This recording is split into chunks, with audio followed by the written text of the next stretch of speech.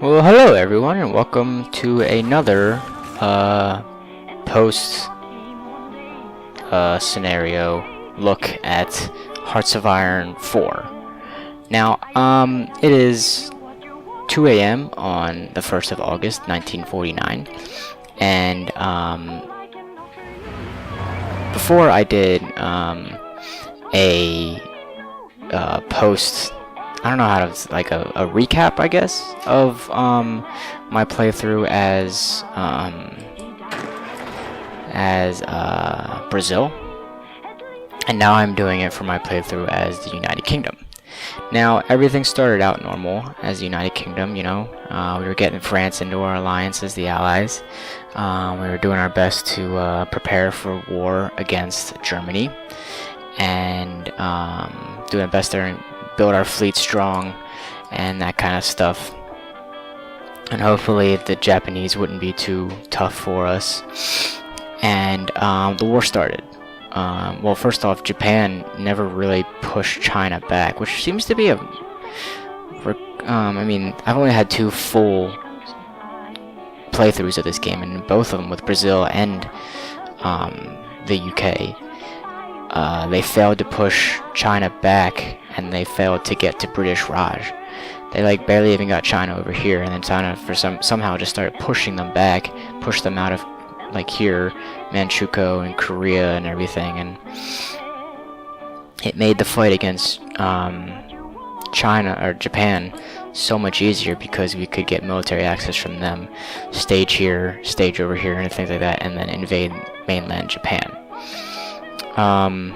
So yeah, that just made things so much easier when taking out Japan. So Japan went down pretty easy. It was like 1943 and Japan was already out. As if for Europe and Africa, it was pretty easy to take these guys out here. The Italian parts, that wasn't too hard. Especially here too as well. Spain ended up becoming nationalist Spain. Republican Spain lost. So this one's called Spain, and this one's also called Spain. Spain and Spain. Cool. So yeah, we defeated them. We defeated the Axis in Africa, and we were holding out here because Turkey joined the Axis. So we just decided to go here because Iraq wasn't involved. I decided to hold the line here because it was a lot thinner than this line. We took out Corsica? No, Sardinia. Corsica is right there. Took out Sardinia, invaded Sicily through this way, and then eventually made a pretty easy advance through Italy. The Baltics. This is the Baltics, right? No, that's the Baltics. This is the Baltics. What the hell is this? Okay, southeastern Europe with like Greece and Bulgaria and Romania and Yugoslavia and stuff. They were holding out pretty well. Greece was not involved. They kept asking to join the war. I kept denying them until we were ready. Excuse me. I hope that wasn't too sounding weird. I'll probably have to go through and edit that out. Bro, I'll probably forget because it's me. But I kept denying them to entrance to the war because I did not want them to just get me taken out. I was not ready for them yet. One of the things I learned is that it's very, very important to accept expeditionary forces from anyone. If I didn't accept the expeditionary forces from Canada, oh yeah, this is America right now, like holy shit. I don't know if that's normal, but if I didn't accept them from Canada, they would have like all these 21, like they would have 21 units just all over Canada, just wasting their space. So yeah, like accepting expeditionary units is very important. It's very helpful for those of you that don't know. Like South Africa gave me like all their troops, and the Netherlands and Belgium gave me all their troops and stuff. But anyway, I forgot to talk about the fall of France. Like that was pretty normal. I mean, Germany was mostly pushing back here, and then they were pushing it here, and Italy, like they just had no troops at Italy, so Italy just took over, and France ended up falling to Italy, so all the territory is controlled by Italy. But anyway, like we were making our advance up to Italy, and I ended up stopping right about here because I didn't have the number of troops to end up pushing out into Germany here and then into France to liberate it. So that was a problem. So eventually I started getting more expeditionary units, started bringing them up to England, and I invaded here. I invaded right here, and I invaded over here, so we started spreading out. And we started pushing back, and I pushed these guys out, and we invaded Marseille, and I ended up letting Greece back in. I ended up letting Greece into the war, so they were pushing, and Russia was pushing in here. And they were taking places, like every once in a while, like Romania would capitulate, if that's how you pronounce the word, and stuff like that, and Bulgaria was, and stuff like that. For the most part, the Scandinavia pretty much was silent throughout most of the Second World War. So we eventually got all of France back up. They came back strong. I mean, look at them. They got 169 divisions here, 141 here, 46 here. They got shit tons of guys, dudes and bros and things. So yeah, that was pretty nice. So we were pushing Germany back, and then bam, nationalist Spain enters the war and pushes all the way up to like right here. Now, I didn't have the troops to go push them back, but France brought troops right out of their assholes somewhere. I don't even know where they got them from. And they just started pushing into Spain, and they took Spain. Spain was all blue. So we were pushing Germany back. It was a race. From the Soviet Union was pushing this way, and we were obviously pushing this way. And why is it so purple? Why are their borders so purple? I don't know. What the hell? It's just with East Germany. That's weird. So yeah, it was like it was such a race to get over to here, to get as much of Germany as possible. Now, unfortunately, I don't really know how the peace conferences work when it comes to the different like faction on faction wars. So I mean, Europe kind of looks similar to this.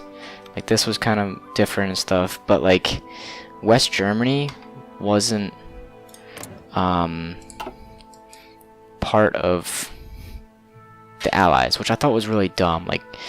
I completely controlled Japan. Like all the occupied territory was owned by me, and Korea wasn't though. But whatever. But like, I created the new state of Japan. Like the UK created the new state of Japan, but Japan was not in the Allies, which I thought was really dumb, and it was really hard for me to get them to join the Allies because they hated me. So I kind of cheated because I think I did something wrong with the peace conference, and when they didn't join my alliance or my faction. So I cheated, turned on accept all AI, and made them accept all of my offers to join the Allies. Just for ones that would make sense, like West Germany, East Germany I didn't, Czechoslovakia, whichever. Anything that wasn't like a democracy, or like the Italians, I made them join. Japanese I did, Koreans I did, stuff like that. Like stuff that would make sense. And then I decided that I want World War III to start. So around 1945, actually a little before that, the Soviet Union. Turkey was part of the Soviet Union. Not was it part of the? Yeah, it was part of the Soviet Union. It was like a puppet of them. They declared war on Iraq. Iraq was actually starting to push them back and stuff. But Iraq ended up joining a faction that China started. What is the Chinese faction? I don't know if they have the faction anymore. Yeah, I don't know if they have the faction anymore. But anyway, it's like the Chinese United Front or something like that. And Iraq joined it, so that turned it into a faction war against the Comintern, or however the hell you pronounce it, the Comintern versus the United Chinese Front. And China was just pushed. I mean, look at all this shit that China owns. Like, holy shit. So China was ended up pushing them in. And then I got war justifications, and I got I declared war on the Soviet Union and the Comintern, and so it was like right here was really the battle lines, like right around here. Like East Germany is pretty much the same, Czechoslovakia, and then this little sliver right here of West Germany wasn't there, and then it pushed out like here in Romania and stuff like that. So that was the front, and most of the Russian forces were on our side. Like, as you can tell, Russia didn't really have a whole hell of a lot of troops.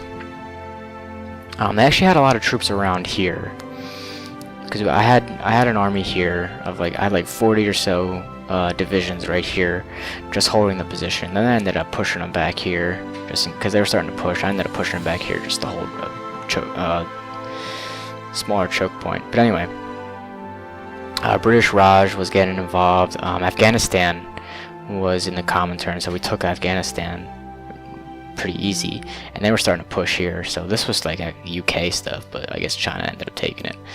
But we were pushing here. Norway got involved and ended up pushing down this way. Once we started making our advance to here, Norway started making their advance. They were just holding, I guess. It was a tough advance. I really did learn a lot about the way the game works by playing as the UK. I think the UK is a very good country to play as if you're trying to learn this game. I think it's good to start as a small Brazil, so you just get the basics, and then of just like just ground units. I didn't really use, when I played Brazil, I didn't really use naval or air power, but as the British I had to. I found it really actually not that hard to do.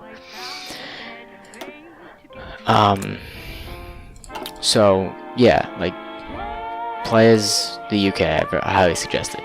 But anyway, we were just pushing in advance. It was actually a pretty tough advance.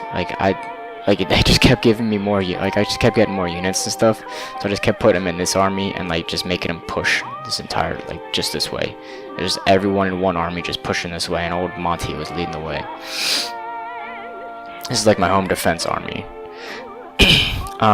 So yeah, like that's how that went, and I kept on moving my air power up as it went along and stuff like that. Some of them I left behind, but whatever.